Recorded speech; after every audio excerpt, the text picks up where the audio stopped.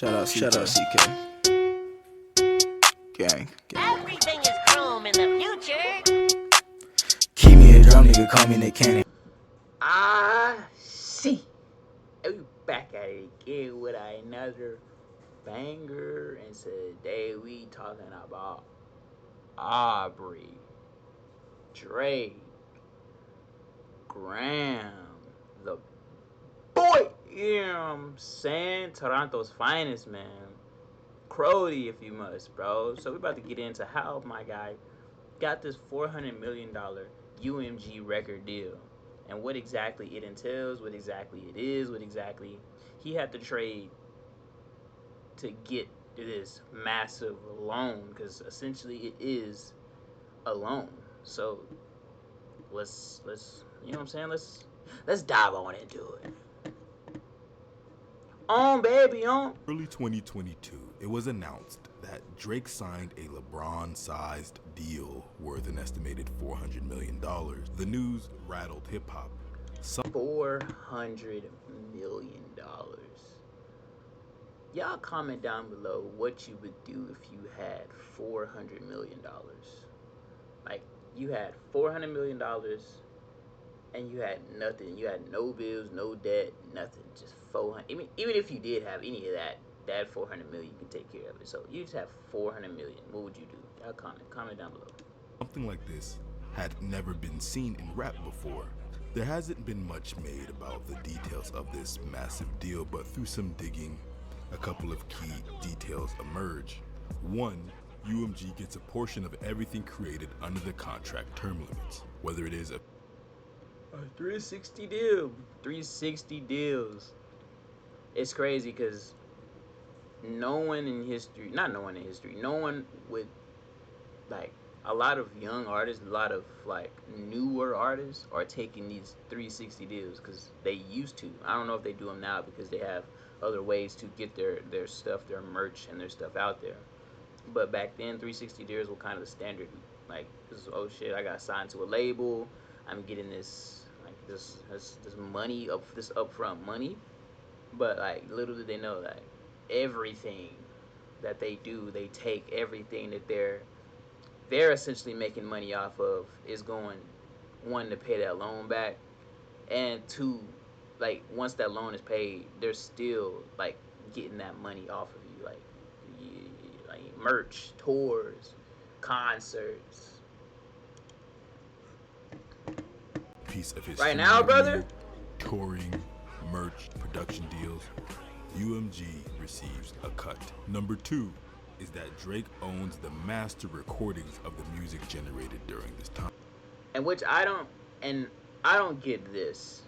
So he owns his masters, but he's also in a 360 deal. You know what I'm saying? So even though he owns them, does he still give them a cut of every play, every time they're using a song, every time they're using a movie, a video game? Do they still get a cut of this? Like, even though he owns like majority, like, would he would get majority of it, but do they still get something from it because he is in this said 360 deal? That's what Meaning that's what he I gets kind the of lion's share of the that's what I revenue want. earned. So now with those Okay. So yeah, if I would have just waited, it says it, which means he receives the lion's share. So like the bigger portion. Okay, cool. we have one large question that must be answered. What does an artist receiving $400 million mean? And how long did it take Drake to make the label $400 million?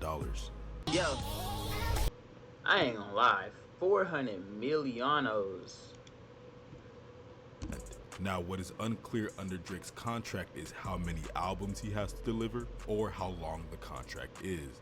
But taking basic record label logic, just make our money back. What is obvious to me by listening to Drake is since 2022 and signing this massive deal, Drake's relationship with money and the music industry has changed considerably. After signing this deal, Drake went back to work. Out of the blue, Drake dropped Honestly Nevermind in June of 2022, a few months after his $400 million deal. Honestly Nevermind's pretty valid. Pretty valid. I wouldn't say it's better than Her Loss, and I definitely wouldn't say it's better than Views, but it's pretty valid. deal was announced. The album debuted with 204,000 first week sales. Throughout this video, Drake is the only dude that's selling 200K. I think him, The Weeknd, Taylor, and I think Bad Bunny. Who's selling 200K first week?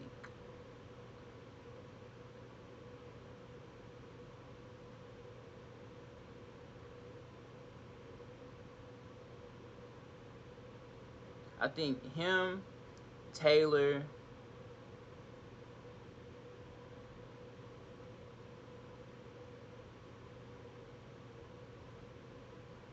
Bad Bunny, The Weeknd. we'll be translating streaming numbers into estimated revenue. And I also want to be very clear, the only accurate information we have on revenue is through Spotify. Every other streaming service keeps their streams confidential. Using an estimate of 100 to 167 streams for every dollar generated, Honestly Nevermind may have produced 1.5 million to 2.5 million in gross streaming revenue during its opening week. Since then, Honestly Nevermind has accumulated approximately 3.16 billion streams on Spotify alone. Using that same formula, the album That's just Spotify alone. You don't even talk about Apple Music. You don't even talk about YouTube. We ain't even talk about, I mean, not really Amazon Music, but Amazon Music. Like, may have generated between 19 million and 31 million in gross Spotify streaming revenue to date. What is interesting about Honestly Nevermind is once Drake secures this $400 million deal, he takes the biggest artistic departure in his career, as if now he feels free enough both creatively and financially to take a risk. Then in the fall of 2022, Drake released his collaborative album with 21 Savage, Her Loss. During its opening week in November 2022, the album generated 513 million streams, producing an estimated 3.1 million to 5.1 million in gross streaming revenue. first week, bro, Her Loss was nasty, bro. I'm not gonna hold you. When they dropped that whole album is just banger after banger after banger after banger. And for it to be a collab album, it's pretty good too, because there's a lot of collab albums out there that are kind of buns. You know what I mean? Like, I'm not gonna lie. What collab album is buns? I ain't gonna lie, the Drake album with freaking Party Next Door, it wasn't for, like, I wasn't the intended audience, but that shit was buns. The Juice WRLD and Future, that shit was buns. What else? What else I'm trying to think. I can't think of them off the top of my head, but like, for this to hit that many and it being a collab album, that's pretty dope. Today, Her Loss has accumulated approximately 4.26 billion streams on Spotify, so that's anywhere between $25 million and $42 million. So what we can see so far is just from music projects, we're able to observe Drake has started to creep up to the $100 million mark based off of the music he released the same year that the deal was announced. But it's in Her Loss that Drake begins his assault on the music industry. The album opens with Rich Flex. The title alone is indicative of his status, but the real dig is Major Distribution, where Drake opens, "Major Distribution, man, my label on my dick for real." But in the verse he states, "Major distribution labels call me, Bad Bunny numbers, it's a robbery, 500 million just for Aubrey." The title of the record also details insight into his deal. Yes, it's a powered up 360, but the main stipulation on UMG's behalf is distribution. Drake's label is in charge of pushing and promoting his music, detailing perhaps that it is a deal leaning in Drake's favor regardless of the large sum. Drake has never rapped this much about his record label or the business of rap. There's more Which is crazy. I mean, at some point, all artists start to complain about they label. All of them. Uzi did it. Who else did it? Kendrick did it. Drake doing it now. Who else? Like, a lot of them did it, man. Like, at some point, they gonna start, like, fighting back. Like, I want, you know what I'm saying? I need more money. I need more ownership of my stuff. Like at some point they stop getting. I feel like they get what they need. Like they got the money that they need. Now they just. I don't think they want more money. I think at some point they want ownership. Cause I want to own the stuff that I created. So I get that. We'll talk on the song on BS, where Drake says he hops on a song and makes the label think they need them. The them being the artist the label is signed to, not Drake. Imagine if you're one of Drake's collaborators and you heard him say that. But like 21 Savage says on the hook, they on that bullshit, meaning the two of them are with whatever. Privileged rappers, broke boys, and pussy millions elevates his antagonistic demeanor toward the rap industry. He's finally acknowledging that I don't know what this guy right here is saying. I don't know, but I could tell you right now, he's probably annoying as fuck. Like just his mannerisms and the way that he's fidgeting and moving around. His voice is probably annoying, and he's probably annoying. But that there's a big difference between him and the market. I digress. Place as far as his stature due to the deal he just signed and his apparent skill. Middle of the ocean, he addresses his financial status and his career by saying, "First came to America, niggas wouldn't check for me. No chance the kid will make it here like vasectomy. They underestimated my trajectory, but now they gotta pay that shit direct to me." If we could spend some time breaking this down. First, Drake is saying that when he first arrived to America, he wouldn't be received in the market as a Canadian. However, he has defied all odds and became the biggest rapper in the world. This also doubles as a sub to Joe Budden and Chance the Rapper. The reason I feel like he became so big is because he was able to hop between pop, R&B. Like he wasn't just in one. He wasn't just in one lane, one genre, and he's able to culture hop, and he's able to stay up on the times. Like a lot of people say he's a culture vulture, or he's like he's just trying to stay. I guess like he's doing what all the young. He's staying with the trends. But like, why is that a bad thing? Like, if you want to stay relevant, why are you doing something that's popular? That was popular 10 years ago today, or that was popular 4 years ago today. Like, why are you still rapping about the same things? We've moved on, or the culture has moved on, or the people have moved on, and we're here. I just don't get that. There was a time where Joe Budden was touting Chance the Rapper as the next Drake. The "no chance the kid will make it here" refers to that opinion.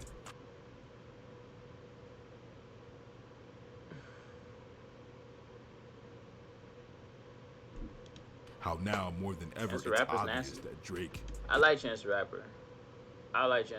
But Chance the Rapper don't sing, so he wouldn't be able to do none of it. Like, Chance the Rapper just raps. He's the rapper. He wouldn't be the next Drake, because Chance the Rapper don't damn sing. He's a one of one. Now, X would have been the next Drake if if whatever happened to him tragic. I mean, we know what happened, but however that happened didn't tragically happen to him. X would have been the next Drake for sure. Bro was singing. Bro had his rock going on. Bro was rapping. Like I can see X.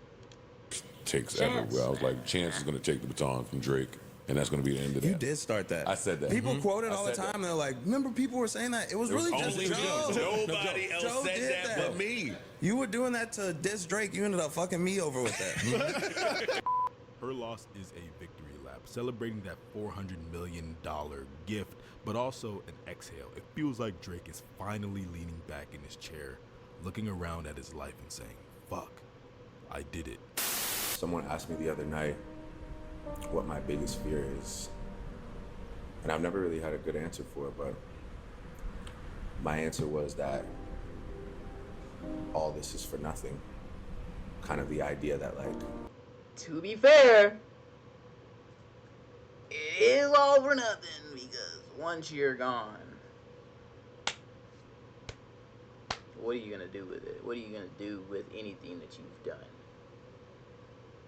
All your memories, all your money, all of your accolades. Anyway, one day sorry.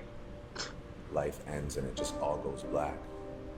And I guess that question like sent me, you know, obviously deep into spiral of thought. And But me saying that of course, enjoy the journey, and of course, go for all the goals that you want to do. Because on the flip end, none of this shit means anything. So like, why not just do it? It makes me think about my life and how surreal it feels at times. I go back to this day when I was like 13 or 14. I had an audition for a TV show that ultimately shaped my life. And before my audition, I went to this kid's house, and I, out of, I guess, a desire to be accepted, I would succumb to peer pressure, and I got high with these kids right before my audition. And I kind of wonder, like, if something bad happened that day, or, you know, maybe I'm still high, maybe I'm in some coma, and this is just like me playing out my ideal life. Nah, I think about that too, bro. I think about that too because I've been seeing some stuff like I think about that too. Imagine like you do this, like you're going through this right now. Me and you right now, we're going through this, whatever it is, and we fulfill everything. We get everything we want, and then right as we're about to, I guess, die, we wake up and it's like we're on what is it, salvia? What is it? What is that drug that you're a lamppost for like 4 hours or something? You go through the whole life of a lamppost or a doorknob, like, yeah, you know what I mean. So imagine going through this whole thing, like this all plays out, and then like you're on your deathbed and you wake up and it was all just essentially just a dream. And yeah, that concept has stuck with me for a lot of years. I mean, it feels like reality, it feels tangible, but I definitely wonder sometimes.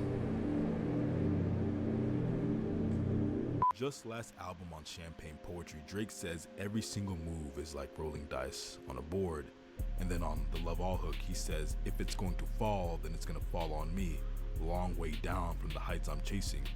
So to go from a space on COB where things feel uncertain, it's a post-pandemic world, to on Middle of the Ocean and Her Loss with a sense of accomplishment and confidence, it feels as though the gambles, the sacrifices, and the scrutiny has all paid off, and now Drake can really say how he feels.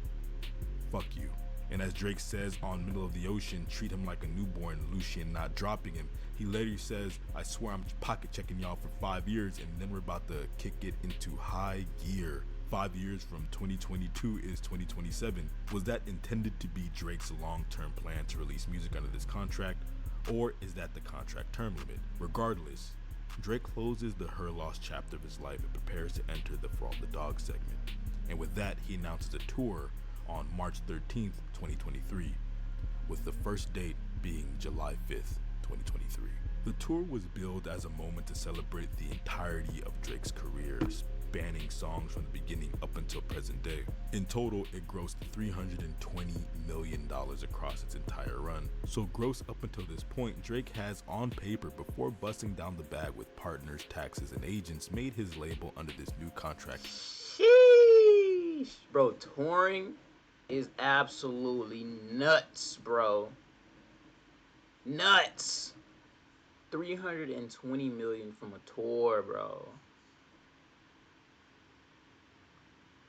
Like, okay, so he's putting these together to get an evaluation of a $400 million contract. He's like, okay, I got these numbers. Like, so you can give me this because I bring you this. So $400 million. That's from It's All a Blur, Honestly Nevermind, and Her Loss. Then For All the Dogs drops. During its top 3 albums for me. Top 3 Drake albums is, I ain't gonna lie, Views is tough. Just Drake, no collabs. Views, For All the Dogs, the deluxe. When bro dropped the deluxe, and he had all those, you know what I'm saying, like those rap songs where you gotta know dead ass just rap, bro. I love rapping Drake. Like singing Drake's cold, but when Drake get on there and talk about some shit, like it's really like cold. Like bro, really like get on. So like We go Fuse, For All the Dogs, like the deluxe, and then let's see, no collabs, no collabs. I get if you're reading this, it's too late because that was like a pivotal. That came out when I was in high school. I was kind of bumping that, and then Views came out senior year for me. Views, if you're reading this, you're too late, and then For All the Dogs. Those are my top Drake albums for real. Everybody look. I like rapping Drake. I don't really like singing Drake. Opening frame in Singing October Drake cool, 2023, the album generated 514 million streams, producing an estimated 3 million to 5 million in gross streaming revenue. Today, the standard edition of For All the Dogs has accumulated approximately 4 billion streams, and using again the same estimate of 100. I ain't gonna lie, he at least got 2K for me. And that was just last week. Nah, I'm fucking around. To 167 streams for For All the Dogs every dollar hard. generated, the album may have produced anywhere between 26 million and 43.5 million dollars in Spotify streaming revenue to date. Then, in February 2025, Drake and Party Next Door released their highly anticipated collaborative album, Some Sexy Songs for You. The project debuted at #1 on the Billboard 200, moving. Well, it's always gonna debut. No matter what Drake drop, is gonna debut at #1. And I don't know, man. It just didn't hit with me, man. 1,000 album equivalent units in the United States during its opening week. Since its release, Some Sexy Songs for You has officially crossed 1 million units sold. But the album was only a part of the financial structure. Drake and Party Next Door then took the project on the road. During the tour's initial run, Drake and Party Next Door generated $30 million across 12 reported dates, immediately establishing the tour as one of the most commercially successful hip-hop tours ever staged in Europe. But that was only the beginning. Okay. According Okay, to I'm about to officially say, what? reported box office data, the complete 34-day European run ultimately grossed $88 million. Drake also takes on the Anita Max Win Tour in early 2025, marking his first performance in the region since 2017. Across 12 officially reported shows, the tour sold more than 200,000 tickets and grossed approximately $30 million. The point is that from That's just crazy, bro. I really didn't think it grossed that much. Sexy, bro. What's going on, bro? Like this, I only like 2 songs off that mud. I think it's like Spider-Man and music alone, from 4 projects and 2 major some other touring song runs, on there. Drake helped generate an estimated 541 million to 551 million in gross revenue. That brings us to Iceman. That's amazing. But bro. before we tackle Iceman properly, I have to ask a question. Do we Chat. How do y'all feel about Iceman? How do y'all feel about Iceman? Drop out of we'll do a 1 out of 10 scale. How do y'all feel about Iceman? Drop it down below. think in the 4 years since signing his deal, Drake blew through the initial $400 million given to him? Not talking taxes and all that, but remember, he sees a percentage of the $550 million he's already made his label. And I just want to put this into context. Do you know how insane it is for a person to have generated more than that initial negotiated amount in only 4 years of a contract? That's the bargaining power that Drake possesses going into the release of Iceman. So today we see a Drake whose relationship with money and his label and the industry has changed. Not including total OVO clothing, I gotta give me some Knock the shoes, OVO sound, that's his label. I don't know what Dream Crew is. DC? Nigga, is that the clothing company? Is that what DC stands for? Wow. Better World Fragrance. He owns Dave's Hot Chicken? Alright. Simply Wealth, AC Million.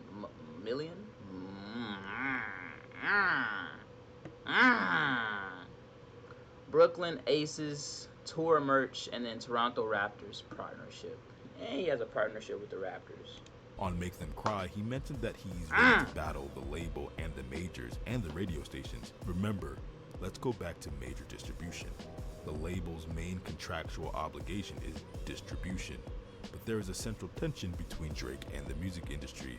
He refers to the label as they, how they have been trying to find his replacement repeatedly. But my favorite line is on Firm Friends when Drake says, "From mass distribution to leading my own version of the revolution, private arbitration leads to resolution. Beat the game so many times the shit has gotten abusive." Drake compresses his career arc, business philosophy, and psychological state into 4 lines, each phrase building on the last. From mass distribution to leading my own version of the revolution, the first movement is about independence. Mass distribution evokes the traditional music industry, major labels, radio, retail, the old machinery that turns artists into stars. Drake is reminding you where he came from, a system built on corporate distribution. But he says he's moved from that to leading his own version of the revolution. Notice that he doesn't say the revolution, he says my own version. That's important. He's not claiming to overthrow the music industry entirely. He's saying he's rewritten the rules for himself. Drake has increasingly become a vertically integrated business. Direct deals, gambling partnerships, NACTA, media ventures, OVO, selective releases, and the ability to move culture without relying on old gatekeepers. His revolution is personal rather than ideological. It is a revolution of leverage. Then he goes, private arbitration leads to resolution. Now the language suddenly shifts from revolutionary imagery to legal terminology.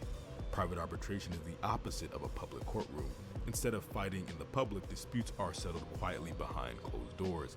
The implication that Drake has reached a level where problems aren't solved publicly anymore. People don't fight him on Twitter, they negotiate. The public sees the headlines, but the real battle happens in conference rooms. That fits the broader persona Drake has developed over the last several years. That's why he been suing his label.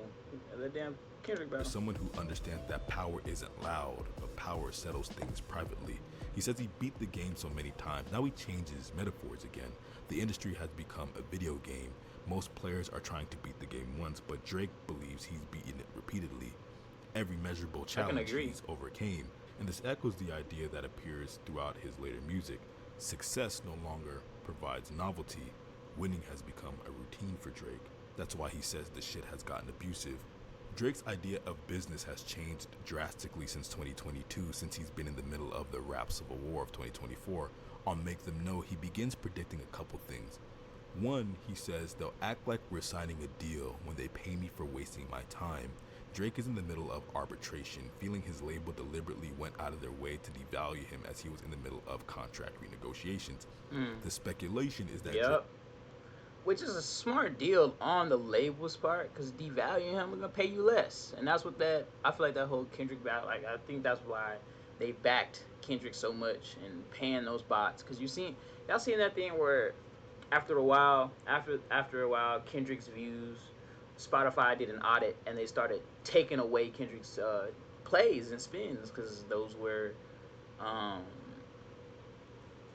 paid bots. Those are bots, bot farming. You know what I'm saying? So Spotify did an audit and they took a lot of Kendrick's views and stuff away. So them devaluing Drake during this battle, it wasn't to like completely get him out of the way. It was to have them to where they can pay him less. Because if they're showing you, hey man, this is your scope right now.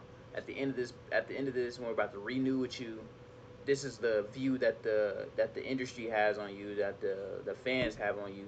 We're not gonna pay you this much because right now you're not where you were. You're here now. Drake was asking for $750 million. So when he raps on Make Them Know, 400 racks on their head, how am I spending so frivolous? I act like the money's unlimited. I've heard about Drake rapping about wealth and tricking my whole life. Shoot, I've heard rappers rap about spending money and opulence my whole life. But I've never heard a rapper at this stage of their career openly saying, I'm spending my money carelessly. Drake is reflecting on his $400 million deal while also wondering if he should be more responsible. And I can't help but feel that these thoughts come only at a time where Drake was looking around at his friends and family and wondered if he could dig himself out of the hole that was the battle of 2024. And with that comes understanding the burden or responsibility that comes with being the guy and having the money, and how that requires better choices. But he goes in to narrate his purchases, but not with pride, but with a tinge of shame. Drake's changing relationship with money and his label have both been rattled, whether it's on Make Them Remember, where he calls himself Lucian's Golden Goose, shaking things up in Lucian's house, meaning Universal Music Group, or when he demands his freedom on Make Them Pay. It evolves the register evoked on Janet's STFU, where he croons that his label has to free him. The song titles and the hook emphasizes his ultimate desire for freedom from three things: his I don't know current what the hell label that contract, was, but which he probably satisfied after his triple release on May 15th, 2026, or even though he satisfied his deal, he will Maid not of extend Honor, the partnership with Habiti, AMG, and seeking a new partner Man. in the market, perhaps an Epic Records or a Sony, or the final option, an independent artist. But let's stop and imagine an No, independent. he's going over there with Where's Kanye at? Where Kanye dropped his last album? Kanye, Sexy Red,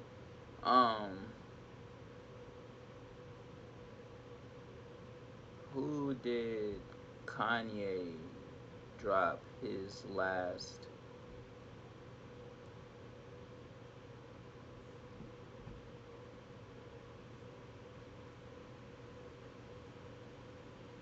Gamma.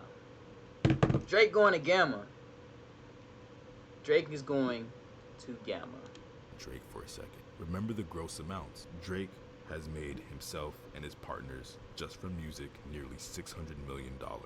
Imagine him not having to bust that pie down with the label. Imagine all of his streaming revenue going directly to him. Drake is a business, so of course he'd have to pay his staff and take care of family and friends, but imagine if he was in charge of his entire operation from top to bottom.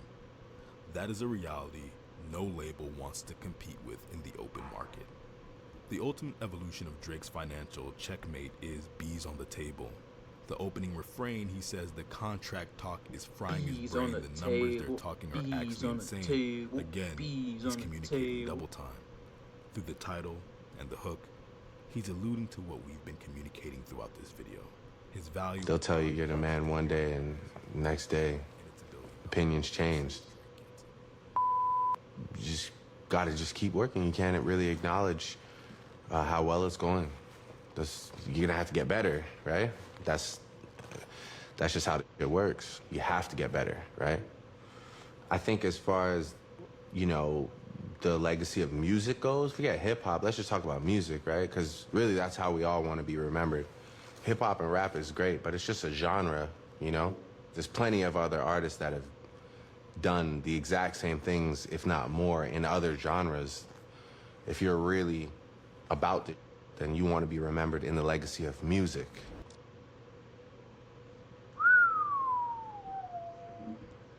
Well, that's the boy Drake giving you that final little rundown of his mindset in the game and what exactly has been going on. Appreciate y'all for tuning in. Hey, check back us next time. Check back us next time. Here.